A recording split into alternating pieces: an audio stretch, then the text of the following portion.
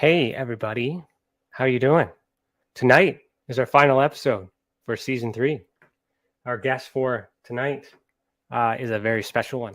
I met this guest at Alien Cosmic Expo in 2019.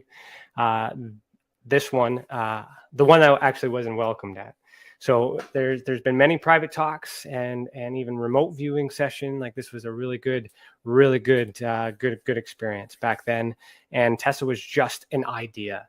So like it wasn't even thought of back then. So that's how far back this is, and this is how nice it is to kind of wrap up the third season before we boost into a new direction in season 4. So our guest tonight is season 3 is Captain Cramer. He's one of the very few people that told me and encouraged me to leave MUFON and to start something new. And we all know, we all wouldn't be sitting here today if I didn't listen to that as part of everyone else that encouraged me. So tonight, the Cap and I will be playing catch up. So sit back, relax, and enjoy the show.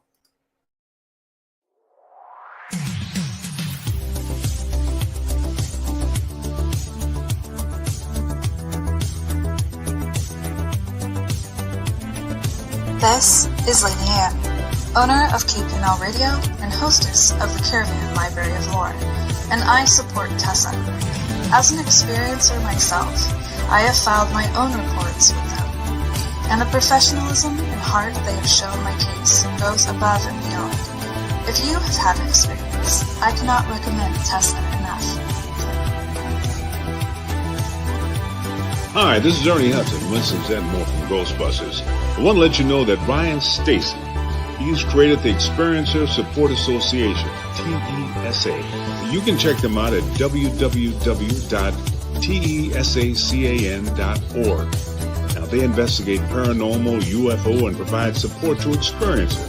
But you can check them out at, like I said, www.tesacan.org and see for yourself if they're really Ghostbusters. I can tell you this, they are a non-profit organization. Good luck, have fun, and keep it trusted.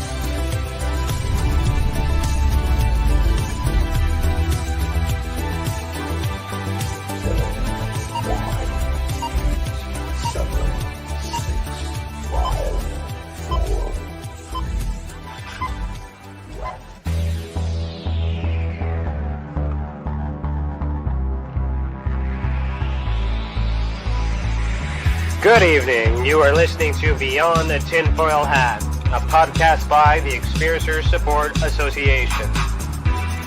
Tessa is a UFO, paranormal, and paracryptid investigation association. We investigate everything belonging to the global phenomenon linked to highly strange and unexplained experiences. We also connect experiencers with other experiencers, creating a safe, positive environment to engage and discuss this phenomenon without judgment, criticism, or retribution.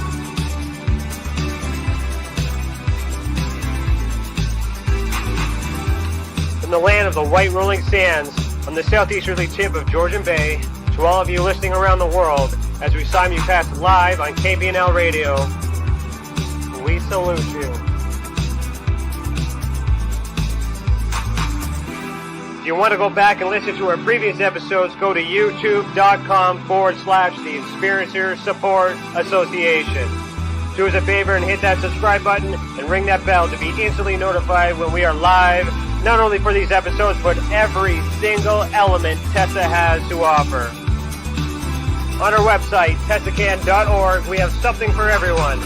We have support for experiencers, data for independent researchers, and places to advertise for professional partners.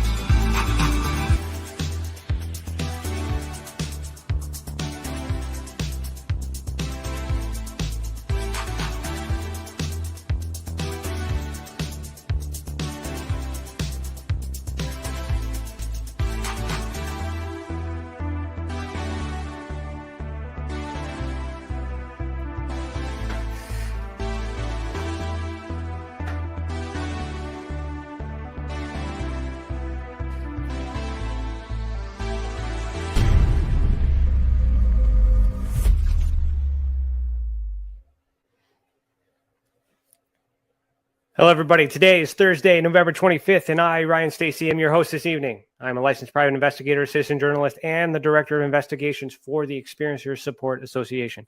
Welcome to the channel, and thank you for joining us this evening. To super chat, click the $ next to your name in the comment box. All donations go back into the mission. Dad, I know you're watching, so that means you. If you're catching this on the replay, please consider becoming a member and unlock bonus content, including behind the scenes and extended footage on new project developments and investigations. Just click the big blue button that says join. Our guest for tonight, season 3, episode 37, our final episode of the season, is Captain Randy Cramer. Since the United States Marine Corps Special Section Command considers the weakening of the United States economy and the divisive political infighting as direct threats to national security, they have asked Captain Cramer to step forward and have encouraged him to offer his consulting services. He was asked to assist his countrymen and the world in making adjustments for better future technologies and restoring legal and executive authority over all covert programs or risk further weakening of the U.S. economic social structure. Captain Cramer has been asked to speak more openly to the public and civic bodies on exopolitics. Having spent a 30-year tour on duty with the Earth Defense Force, his observations on tactical analysis of this subject stems from more than 2 decades of objective and rational experiences. According to Captain Cramer, his discipline and mental powers began early by meditating daily at age 10. The practice prepared him for the shock and realization that something had altered his memories and that his symptoms of PTSD were from terrors he never expected. Many years of deep introspective work and working with many wonderful, caring, and gifted healers in various fields eventually led to a full recovery of all his memories, which he validated after pursuing his personal files from his chain of command. But unfortunately, to no avail, those files have yet to been recovered. After discussions with a brigadier general, it was suggested to go forward without that paperwork. Today, Captain Cramer brings his 30 years of knowledge and experience from a USAP, which is Unacknowledged Special Access Program, that no one has ever heard of until recently. Captain Cramer believes we should all share in the fruits of our tax dollars, in the labors of employees on the government's dollars, which is our dollar. We should all have a future we can look forward to, not just a pretty one for some, but all the people of this living and conscious planet. So, Randy, put on your tinfoil hat. How you doing? Can you hear me? Unfortunately, I can hear 2 of you. I can hear you live, and then about 15 seconds after you've said something, the exact same audio starts repeating after that. And then I'm hearing myself now about 15 seconds after I start talking. So I'm getting an echo that's making it impossible for me to hear anything right now. That's not good. Is it still going on right now? I don't know how to help you with that. That's got to be on your end. Do you have another window open in the background? Maybe YouTube playing in the background. Hold on. I bet you do. You might have me there. Hold on. Yeah. Hold on. All right, let's use your superpowers and go back in time and wipe everybody's mind so we can do that epic intro again. That was totally what I had. That was totally it. That was it. I had the window open and now I don't. I'm sorry. Okay. Ladies and gentlemen, Randy Cramer, like Kramer from Seinfeld tonight. Oh. Sorry. Okay, so like every show, it's American Thanksgiving. I'm full of turkey and tryptophan, so everyone's just. You're not thinking straight. Yes, happy Thanksgiving to you and our fellow Americans. So okay, so what we're going to do is we're going to start the show with the icebreaker from Tim the Demon Guy Morrison. So what he does is he gives me a question that I have not seen until now. So I'm going to just bring him in here.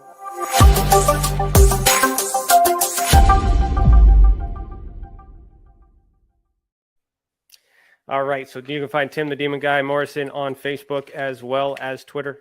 And his icebreaker for tonight is, what cartoon world do you wish you could live in for a week? Good question. That's actually a really good question. I'd have to say Rick and Morty as long as I had a portal gun. Somehow I had a feeling you were going to say something like that. The most like real life. Actually, it's the most like real life if I'm going to go there. But I would have to say if I could have a portal gun, then I'd be stoked. I'd be that. I'm just trying to think. I haven't seen much of Rick and Morty. Oh, I do like it. I am dabbling. Well, it's not unavailable on. I gotta subscribe to another streaming service to subscribe to another streaming service in order to see it. So I just haven't acquired it yet. But I know we've seen a couple episodes. It's great. So I will go with that because I can't think of anything else. Let's just say maybe Scooby Doo. Maybe Scooby Doo. Say that I know through other sources of people who have spoke with people who make the show. They're fans of my work. So good. Yeah, maybe they put a character review in one season. That'd be good. Hey, please, Dan Harmon, make me a special voice character on your show. Oh yeah, oh my God, that would be awesome. That'd be good. Cool. Thanks, Tim. Thanks, Tim, the Demon Guy Morrison. Okay, so I mean, good question. That was a great question. So could have gone anywhere with that. I could have gone anywhere with that one, and I decided to go with that one. So where do we want to go from here? So we could start. You know what? Let's start with you before I met you. So you had all this experience. So it would have been 2019, 18-ish, 19-ish, something like that. So still 20, 25-ish, 26-ish years into this. So what is so special about the special section of the Marine Corps? What's the difference between the real Marine Corps and this one, I guess, in a sense, the one we know about? Careful now, real Marine Corps. The difference is that United States Marine Corps Special Section is the covert military space program arm of the Marine Corps. So they're very specially compartmentalized in a number of ways and work more closely with Naval Space Command than they probably do with regular members of the Marine Corps. However, obviously draws and recruits personnel from the standard operating personnel in the Corps sometimes. So there's a relationship there that is intertwined, but compartmentalization makes it also very, very, very separate. So okay. So how would that tie in with what's going on in American ufology today? What is your opinion on all the events that have, I guess, unfolded recently? Well, I've been saying since December of 2019 that we're on a process that's essentially a 5-stage process that begins with the pandemic phase, civil disruption phase, World War III phase, alien invasion phase, resolution reconstruction phase. And we are right about to hit number 3 any minute now. Chinese government issued a statement to its population last week to stockpile for war. I have a student who's in Taiwan, actually, who's given some very interesting information on just how scary and terrified the Taiwanese people that the Chinese are going to invade any minute.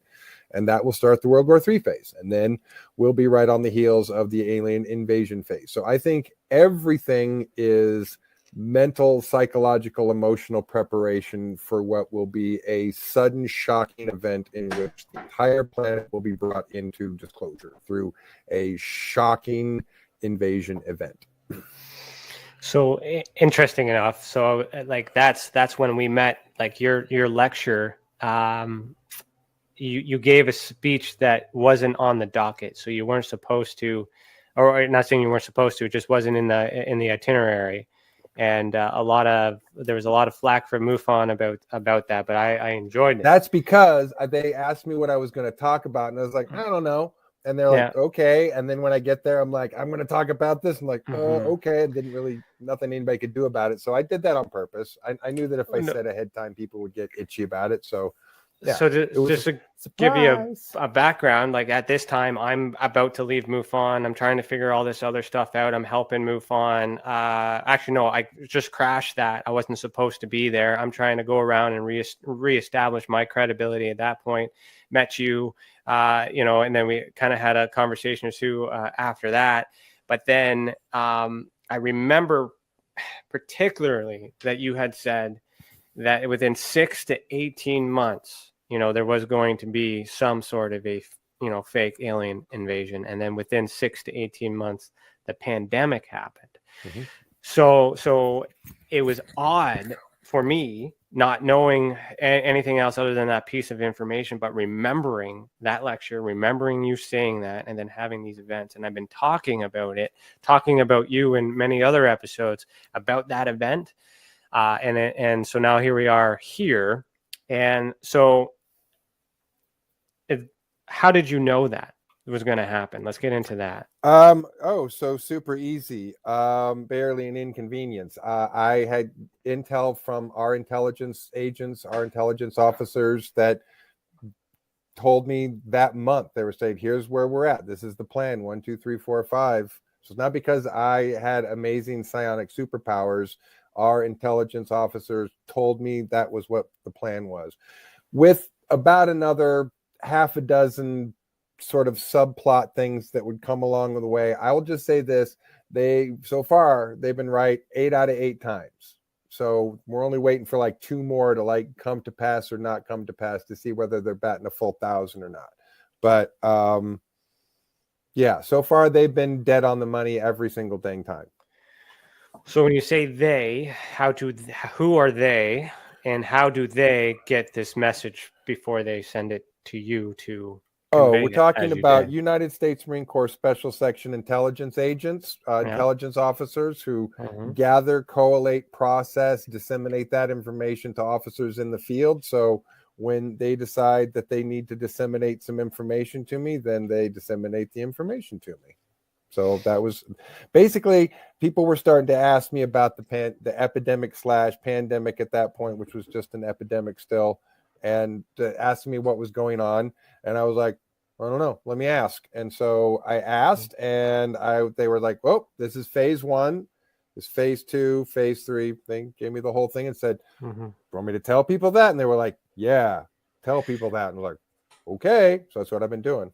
Yeah. So why do you think, if it's a phase, I guess, like, can we trust it? Like, what's the agenda here? If it's planned, or is it planned? Is it planned or coincidence? Like, what's going on here, and why, and what benefit do we get from you telling us before it happens?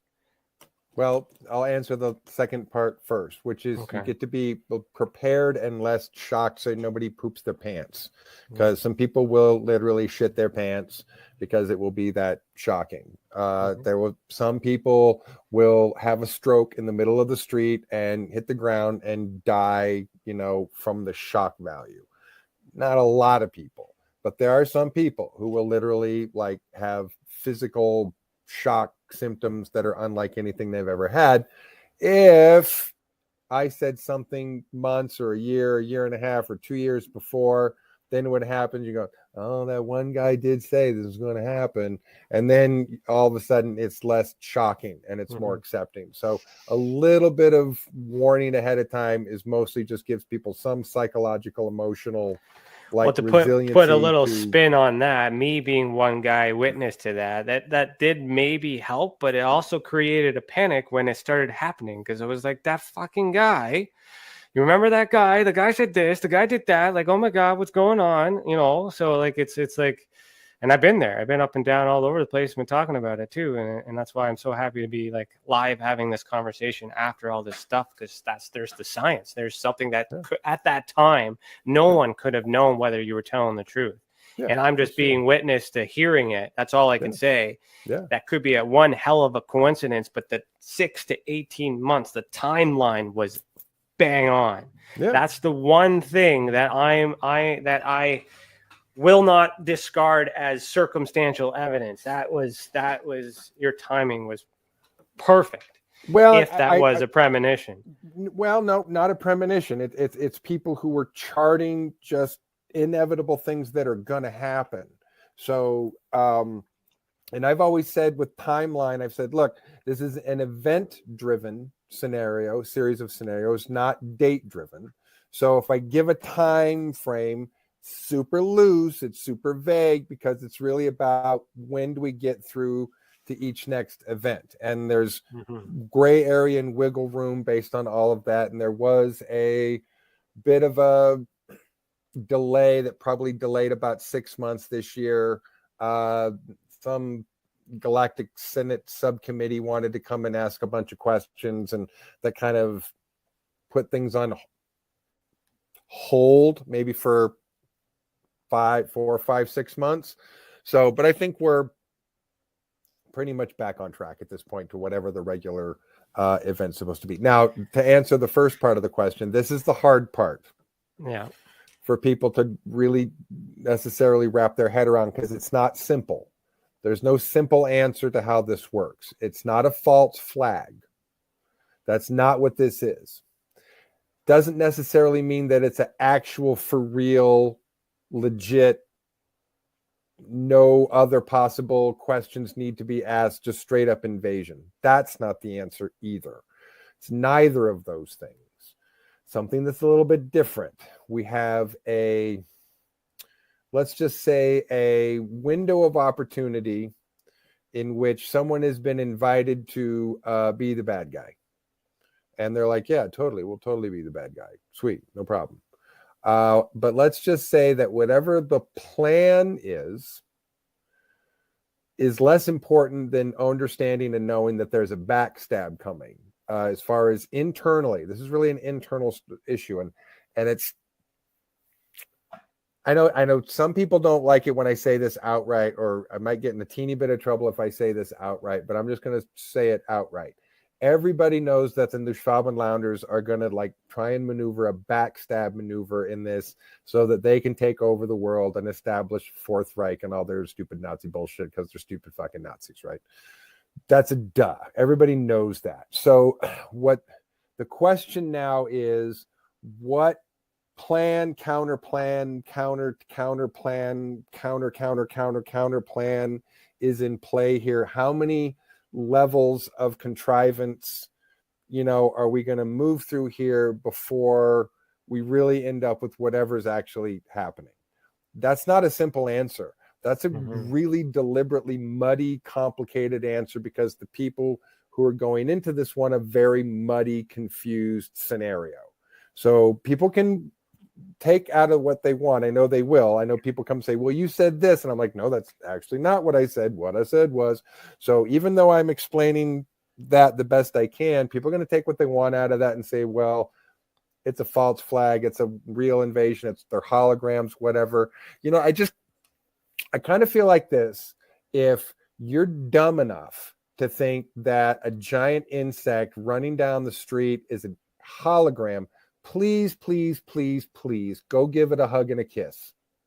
Please, really, I fully encourage you. If you're that, I wouldn't recommend it, just if in you're case. that Dame Bramaged, feel free, go give them a hug and a kiss, and then when they eat you, you can serve it as example to the others that they're not a hologram.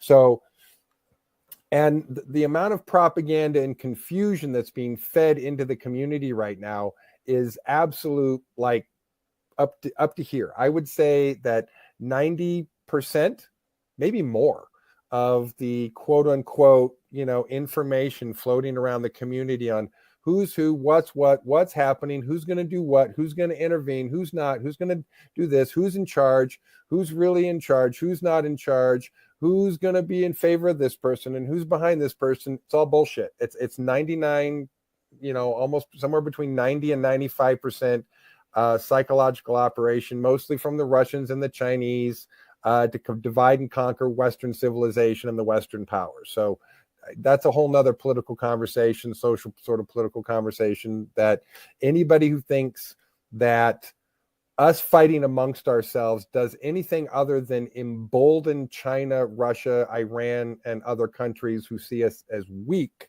and see the rest of the Western world as weak because we're fighting amongst ourselves.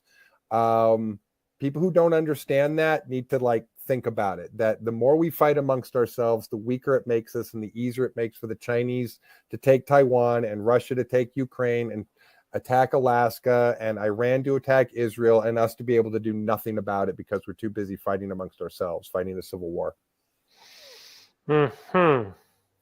So it's the Schwabenlanders. It's just the fucking Nazis, as always. It's always fucking Nazis, and it still is.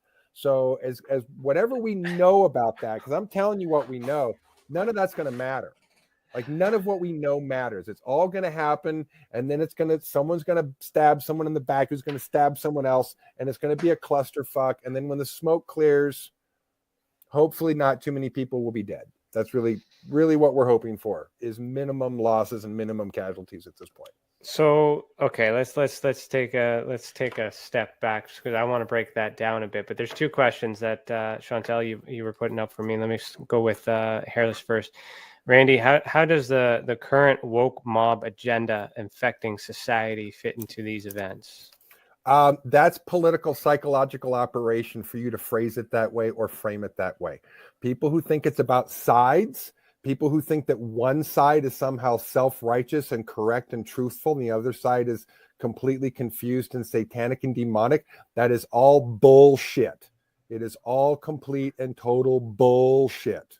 We have a middle that has shrunk. We have extremes on both sides that are dangerous. The right-wing extremists, far more dangerous than any leftist extremist that we have in this country. I've been embedded with both. Trust me. But it's all bullshit. It's all extremist bullshit to try and label the other person as the cause of the problem when extremism on both sides is the problem. We either have to come back to the center and work with each other and cooperate and have little disagreements, or we can go to civil war and fight two very wrong extremes. Both extremes are wrong. Neither of them are correct. Neither of them are correct to fully blame the other one for all of the problems. They are both wrong. That's that simple. Okay. And then Melmac says, if you needed to put a crew together tomorrow, what skills do you think would be needed the most? So I guess Mel's a prepper. So how do we... Let's make sure you have a flamethrower guy. Yeah. Flamethrowers are legal in all 50 states in the U.S. They're only regulated in 2. You can get one napalm flamethrower for about $1,000 that shoots 45 feet. You want one that shoots 125 feet. They're about $3,000. But I don't know what you have to look up what the rules in Canada are, but I think everyone should have a flamethrower. Yeah, I don't think we're allowed flamethrowers here in Canada. You might be surprised. Yeah, maybe. I don't know. It might affect our igloos though. We don't. It's mostly sold as like a crop maintaining to like burn, waste crops and weeds and stuff like that for big farmers, people with lots of acreage. That's you true. Might be surprised. You got to. Yeah. I was surprised that you can walk down the street in America with a flamethrower and it's not a gun. It's not a weapon. I'm gonna have to look that up because now I'm curious. Okay, so anyway, everybody needs a flamethrower. Not one of those bullshit butane ones, man. You got to look up a napalm flamethrower. Get it right. So here's the thing: is like when I first met Randy, like I was meeting Randy like this, a little, to be honest, not as tame as he is today. He's tamed down a little bit since I met him. But I mean, this was at a time when I only knew UFOs and nuts and bolts and MUFON and all that other stuff. All that other crap, and my mind was just being blown, and I'm just like how confident you were at then. And then the thing is because the things you said happened indirectly on that timeline, I'm having a hard time. I hope you're not taking advantage of me when you start telling me what's going on after this. So all I do is repeat what other people tell me. I'm getting handed assessments that I look at and go, yeah, that sounds about right. And then I repeat to people. I'm not the genius behind any of it. So Priscilla says flamethrower is added to the cart. And Cece says LMAO, turns out they are legal in Canada. What the fuck? I'm telling you, man. Yeah. Yeah, well, hey, you never know. Okay, so you say it's not a false flag and it's not a direct invasion. Yep. Then what's really going on? What is the end game? Like, if this is not, is this what it's, was it planned or is it part of the plan? Like, how do you explain to me these events? Is it a combination of all of these theories? And what's really going on? Let me answer that. Let me pivot that a little bit to answer that what I think is a better way. Okay. If your neighborhood is on fire, stopping to ask the question in that moment, who started the fire? How did this fire start? Did gangs start the fire? Did teenagers smoking in the back of the somebody's shed start the fire? Did a cow knock over an oil lamp? Like, that is not the time to ask, how did this begin? How did this start? Why is this happening? And I'm going to suggest that once this is occurring, the same thing is going to be true. Asking, how did this happen? Why did this happen? What is really going on? Because the answer will be in front of people's faces. There will be troops on the ground. There will be things exploding, things in the sky, things being shot out of the sky. That's as real as it's going to get. And real things will blow up and real people will die. At that point, it's a real thing. Whatever it is, it's a real thing, and people are just going to have to deal with it like it's a real thing. And so I just kind of suggest to people, stay out of the way. Really, number one rule is stay out of the way. Don't get involved unless you got a flamethrower. But if you don't got a flamethrower, stay home. Bullets won't work. Shotguns. So what is the, hold on here, let's back up. What is the target? What is it that we need a flamethrower for that bullets won't Giant work? insects. Okay. Giant insects. Fill me in on that one. 6-7 feet tall. I don't know, something about like that. So you're gonna have to bring me up to speed on that. So where did those fit in? Where do they come from? Those are the invaders. From? I don't know. You don't know. I haven't been briefed on that. The only briefings that I've been given on them are basically like field infantry officer briefings. So I know a little bit about what they look like, a little bit about their exobiology, their vulnerabilities, their ground tactics. I know next to nothing about where they're from. I haven't been given that information. I'm looking at the comments. A lot of people have been following you, so they're in the loop. So yeah, see, it's been a long time since I talked to you. So like this is the whole. This is why I like this live off the cuff, because then it's like, it's like, all right, well, I got to challenge you a little bit, but I can't deny it. I can't go back and do some research and be all these other things. So we're into this. So now I will say this: it could end up being more than one species. Right, we're pretty sure it's going to start with the insectoid invasion, but it could get crazy. It could be more than one alien invading species. It could get just nutso. From where? From and why? You don't know. No, I haven't been given that information. No one's briefed me on that. Okay, when? Again, anytime after the World War III phase starts, which could be any minute now, because China's probably going to invade Taiwan any minute now. And when I say any minute, realistically, that could literally be any time. Since the Chinese just told their people to stockpile for war, you presume that they want to give their people a certain amount of time to stockpile, but that could be 30, 60, 90 days before they're like, okay, everyone's had time to stockpile. So I'd say anytime, 1, 2, 3, 4, 5, 6 months. I'd be surprised if it was more than 6 months.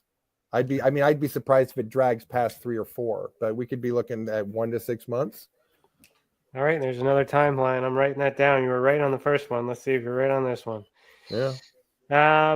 Okay, so where we got to go down this rabbit hole. Where does the vaccine come and play with all this? What's all that? Well, vaccines save lives, and seatbelts save lives, and life vests save lives, and helmets save lives, and so do vaccines. So again, this is classic psychological operation from the Russians and the Chinese to divide and conquer Western civilization. The only countries that are arguing about this are the Western countries that have been propagandized by the Russian and Chinese propaganda, telling you that there's microchips in the vaccine, or that the vaccine has virus in it, or some other kind of propaganda that's not true. Vaccines save lives. People who don't want to get vaccinated are likely to get very sick and die from the mutations that are coming, have long-term health effects. People who get vaccinated are going to be more likely to be okay. And the mutations and the variants are only going to get worse. They're not getting better. So all that anti-vax crap is psychological operation, Russian and Red Chinese propaganda to divide and conquer Western civilization. To convince us to not protect ourselves and to not protect our communities, not protect our children, not protect our parents, not protect each other. So you're suggesting that the I guess the virus is some sort of reactant or some part of these insectoids to get used to? No, I would say it's turning up in the metaphor of the frog in the pot of boiling water, it's you want the water good and at a roaring boil before you have an invasion. Otherwise, it's too much of a shock too quickly. So this is all getting us prepared. We're all living in a state of emergency now, just as a sort of regular thing. We're just, oh yeah, it's an emergency. It's what we do now. And so the next time when World War III starts to happen, we're going to be like, oh, hey, we've already been doing this pandemic thing for a while now. So we're not so shocked and surprised. Hey, what are we going to do? Yeah. So it'll be, by the time it happens, people will be so pushed and prodded upon by everything else that's happening. That's almost going to be easy to accept. Totally. Yeah, no, yeah, I get that. I get that. And I mean, and without knowing without the ET element in it, I get the sense that the war's coming and things like that too. You can feel it, you can tell. Yeah. So okay, end game. So insectoids are here. They're invading. People are staying home. They may or may not have a flamethrower. They may or may not have the vaccination. And all those things don't matter right now. Yep. Decisions have been made. Some people know this. Some people don't. Yep. Some people believe it. Some people don't. Whatever. Yep. We're there. Insects are here. Yep. What happens after? Well, good question. I will say that all of these situations are fluid. But whatever happens is based on what happens in the moment, not just based what's on paper. But when we're talking about this on paper, that means you've got maybe 1.5, maybe 2.5 years of war. And then we have some friendly species come along and help us eject the invading species. And then we're done. So like the second, like the first and second coming of Christ, all those things. Pretty much. There's a challenging question here. I don't know if you, I mean, I got RFID dog tags behind my left and right ear. I have had communication with senior military. Let me read the question for the podcast. Fuck that little piece of shit. Okay. And his fucking attacking my person as a challenge me as a military officer. It is a felony to lie about being a military officer in this country. We do not have a sense of humor about that shit. I have been doing this for 10 years. And if I were a fraud, the FBI would have come after me years ago. So anyone who thinks at this point that I am not legitimate or that I do not have proof, have not looked at the dog tags behind my ears, have not talked to the people in senior positions who have thanked me, shooken my hand and thanked me, including former Minister of Defense Paul Hellyer, when I met him at MUFON, shook my hand and said, "Thank you for your work and your service." When that motherfucker's had a cabinet official shake his hand, then he can criticize me and tell him everyone else like him can shut the fuck up and stick a dick back in their mouth. I'm fucking tired of it. No, I appreciate what you're saying. I'm just going to read the question for the podcast. Well, actually, you know what? The podcast people listening, I think you can get the point of the question. Okay, so thanks. We'll get on to the next one.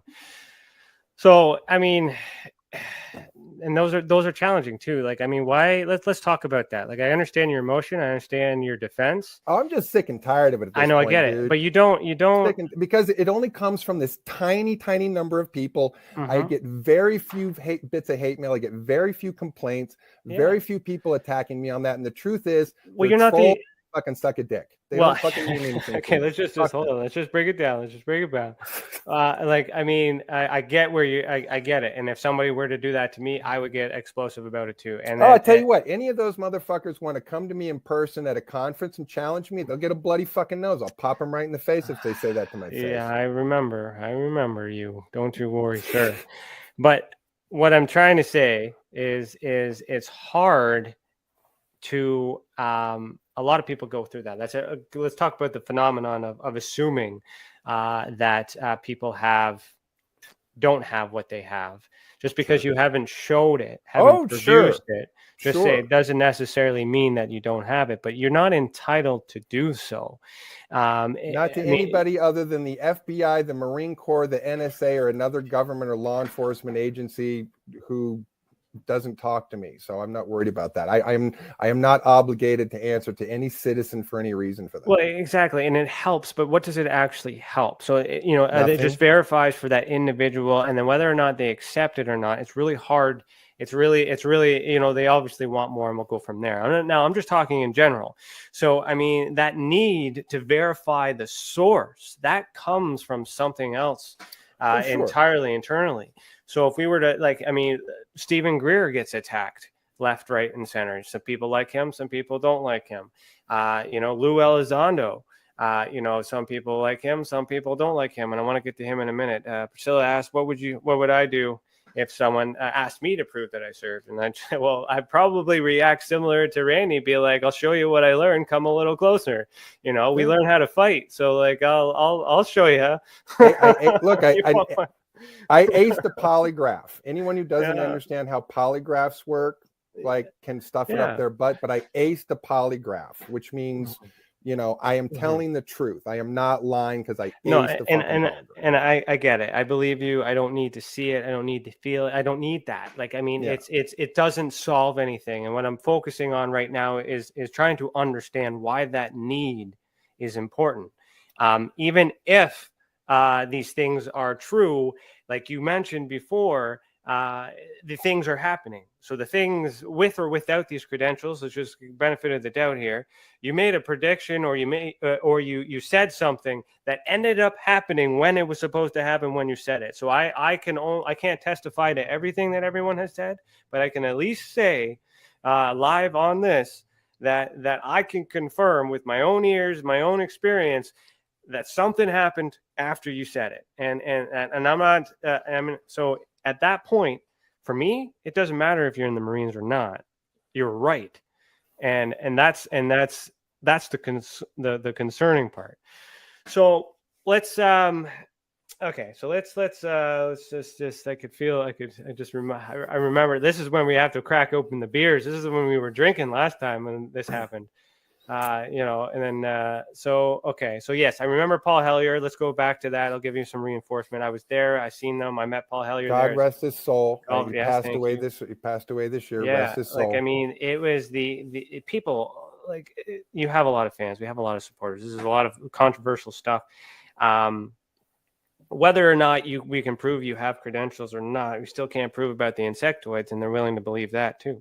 So, I mean, there's a whole bunch of things all over the place. Well, let me answer to this psychological question first of all, which is whether or not people actually want proof when they're asking for it. And I don't know that they actually do. What I think I have come to understand is that people have way more confirmation bias and cognitive dissonance about what they want. So when they really are asking for proof, they're just asking you to prove that what they already believe to be true or not true is true or not true.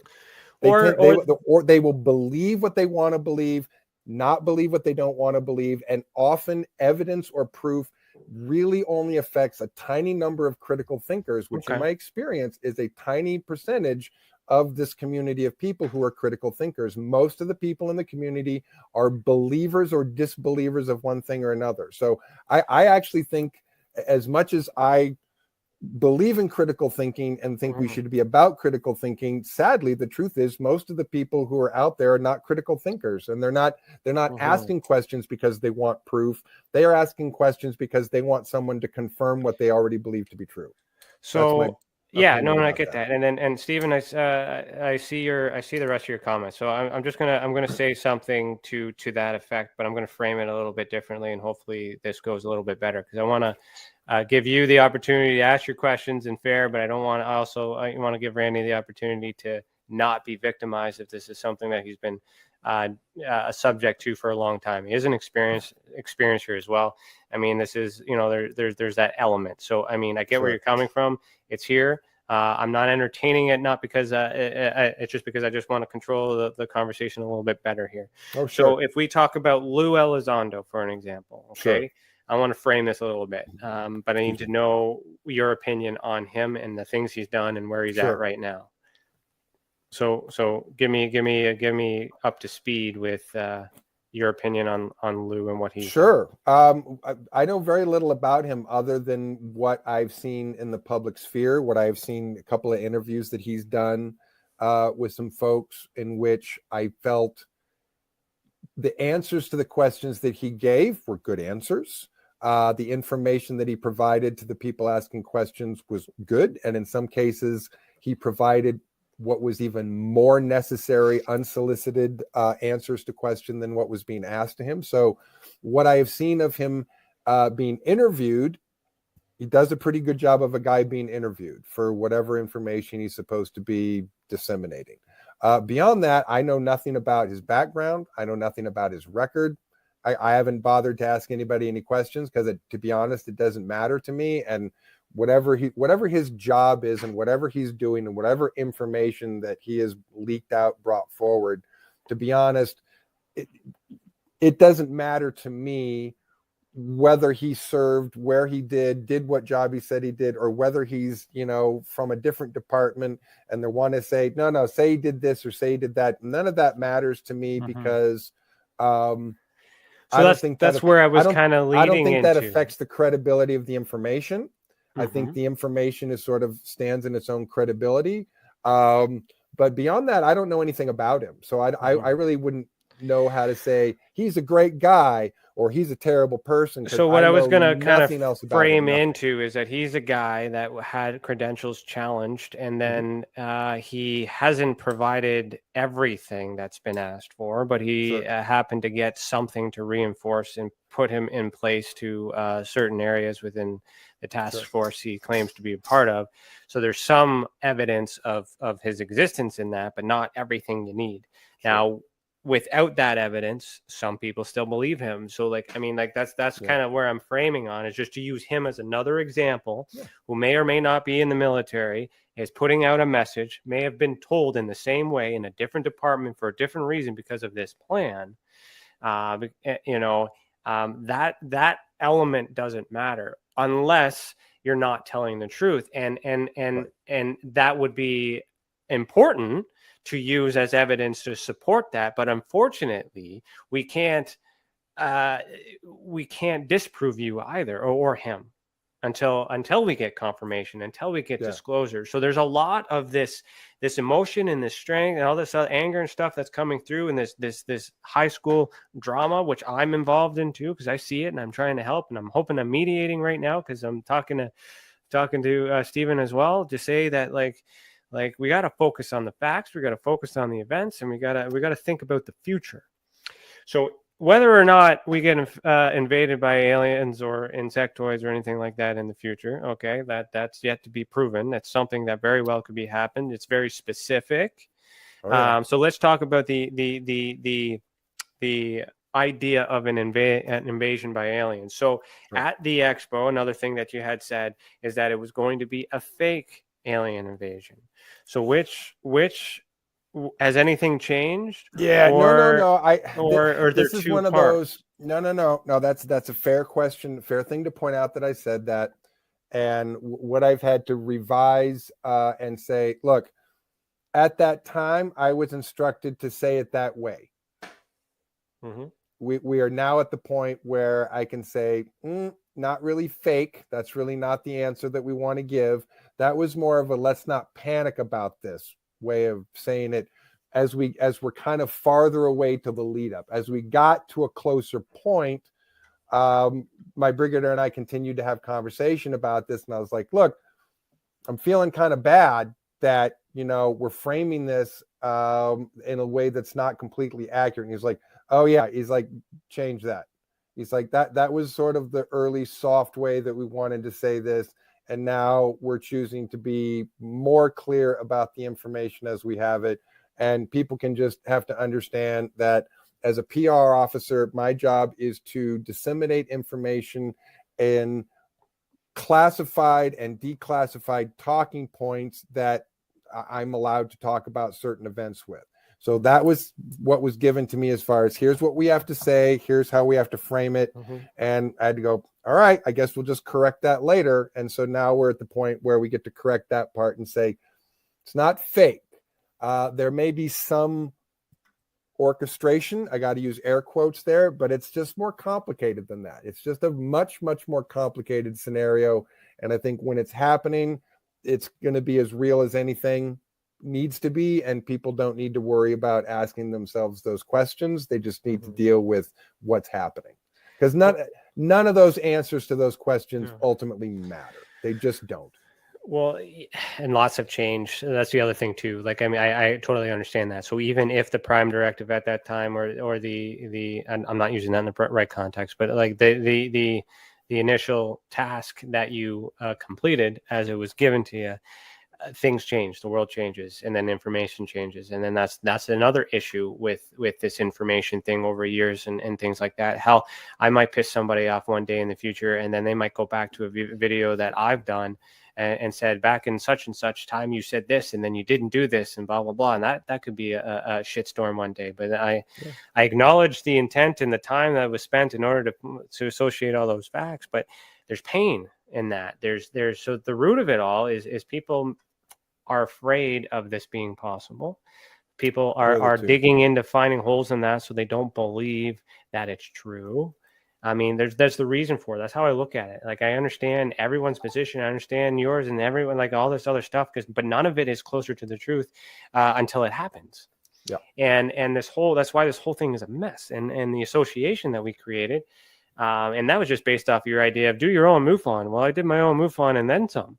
As we've been, thank you. And I mean, that's part of the team as well. I'll shout out to our members here. So we got, Angela, you're not a member anymore. Where'd you go? But anyways, we'll see you, Angela, Moon, you're here. Chantel, Jacqueline, I see you. Priscilla, I see you. All part of that. And things have changed. I've changed. I've evolved. I said a lot of bad things about MUFON, and then now I'm talking about them positively because things have changed. Right. Directive and messages, and so I want to kind of get into that, because it's not that I don't disagree with you, but I don't necessarily agree with you on some things, simply because as an investigator, there's not enough evidence to confirm either way. Sure. But I do understand. Always respect that. I do understand the possibility of either scenario. And as an investigator, when I'm trying to a licensed one, mind you, I do this on a regular basis, I try to look at the probability index. So on a balance of probability, it's with the way that everything is moving, it seems very probable that war is going to happen. It seems very probable with the United States now having Air Force, Air Force becoming Space Force, this new weird acronym UFO program to cover the UFO program, all these other things, regulating the data. All these things are preparation for when they get to space, and maybe they make contact, and it's unavoidable to get that message. Yeah. So as an example, John Majorowski shared something, I think it was today or something, about sending a rocket out to hit an asteroid, and it's to protect the Earth, but it's going to hit it a year from now. So if they're able to project that asteroid is going to come here a year from now, and they're sending a rocket now, using that same logic, it would make sense that perhaps they see that this Planet X or Nibiru or whatever this thing is coming, if that's where it's coming from, I'll just throw that conspiracy in there. Maybe it's coming, maybe it's here, and all this other stuff is just to meet them at the gate. And then once that happens, now we got to talk about intent. So that would make sense if they're trying to preserve it. But do you think they're going to stop them at the door, or are they going to let them in? Right? Because now that we're in there, right? Are we, where's the Trojan horse, the ruse, and all that other stuff? That's, so if, what do you think on that? Again, the whole situation is fluid, but what I'm told is the invasion force will make landfall. They will have troops on the ground, and then we will be in a situation that we will have to resolve after some number of months, years. And then really, when we're a year after that, literally nothing I have ever said will ever matter. Because we will be having completely different conversations about the information that we have, the factual admitted information that we have. Nothing that I or anybody has ever said vaguely will ever matter because of the conversations that we're having then. So are you the only one that's been given this directive? Are you the only one in the world that's spreading No, this I message? mean, not the only one in the world. I am in a unique position in the sense that most people who come out and say things, who don't get assassinated and or commit suicide in a motel somewhere, are because a person in their chain of command said, we would like you to, go be a quote unquote whistleblower. There are a number of people who have been doing that for decades. I am the first and to this date only person in which my superiors did not ask me to go pretend to be a whistleblower. They asked me to be the PR guy. They asked me to be their public relations officer and disseminate information directly from the command staff and our intelligence officers to the general public. So that is a unique position. At the moment, that's a unique position, but that doesn't mean that I'm the only person that has been given some sanction to give information to the public. It's just, it's often less direct with other people. I believe at this point, I'm still the only person who is saying that direct command from my chain of command from senior officers is why I'm doing this, not because I decided I wanted to blow the whistle. No, and I get that. So are you're being paid then? Are you being paid to spread this message? This is just part of it. Yeah. No. I got a bump in security clearance. I get extra briefings. I got some extra power and authority, but I don't get any extra money. So what's your incentive? Why do it? Why follow the instruction?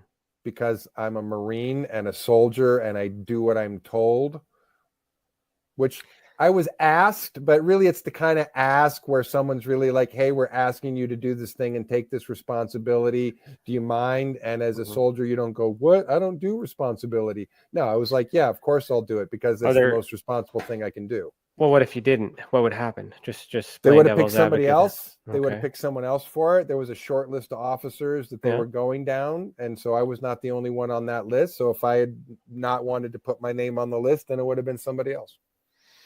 And if you were to stop right now, they would just move to the other list? I seriously doubt that. I don't know that another person would start doing this job at this point. We might just decide that all the information that I have given is sufficient to this point and no new information is really needed. To be honest, it's really not. I'm just repeating myself to people who maybe haven't heard it before, but no new information is going to make a difference at this point. Okay. No, I'm just going around the bush there to figure that out. So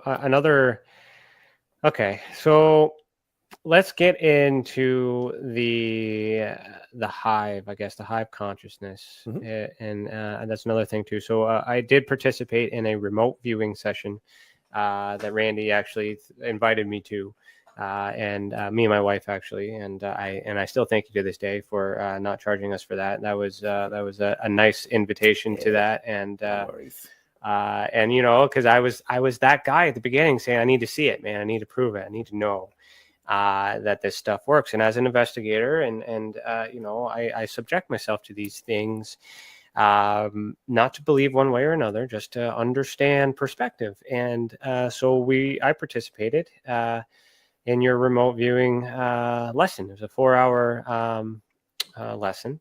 And I remember the exercise was to, I guess, describe something that was hidden in a purse and whatnot. We all had to draw. Well, I had people give me objects, and I sorted out the objects, and then I stuck them in my hat and hid my hat in it behind the chair where no one could see it, and then see it if people could view the hat. So, as a witness to all that, I can say that it was done as a fair experiment, and participating in that, following his instructions, I was able to successfully draw and see the shape and the color.